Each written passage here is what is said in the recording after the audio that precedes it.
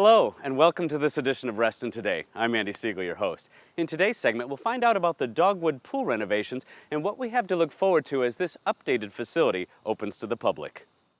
Have you heard of DMV To Go? Well, it's a new full-service office on wheels, a convenient new option for Reston residents throughout the year.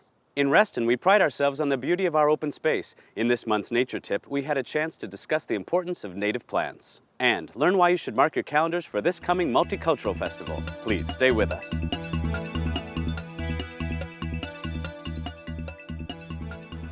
Dogwood pool renovations are well underway. Today we're here with Larry Butler, Director of Parks and Recreation, to find out what new features this facility will have.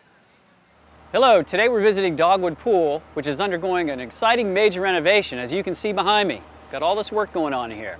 This project includes completely rebuilding the pool shell to include a zero-depth entry area with fountain jets and a spray feature, like the Glade wading pool, as well as an in-water bench seating, 3 25-meter lap lanes, and a diving well.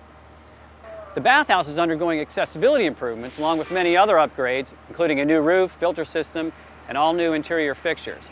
Now outside the pool there will be a spray and play area with our centerpiece, a vibrant fountain designed by a regional artist in concert with the Initiative for Public Art Reston.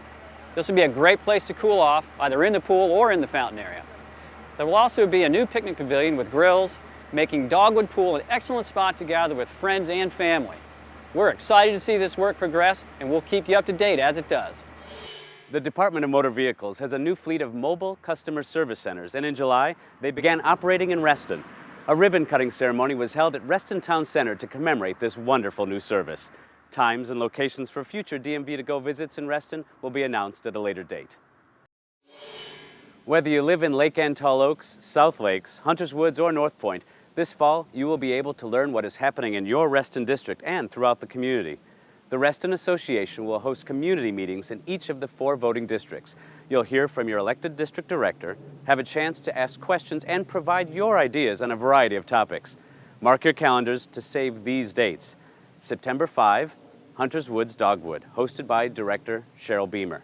North Point, September 19, hosted by Director Mike Collins. Lake Ann, October 10, hosted by Board President Ken Knieven. South Lakes, November 8, hosted by Director Richard Chu. As the locations are confirmed, we will post additional information on the website, reston.org.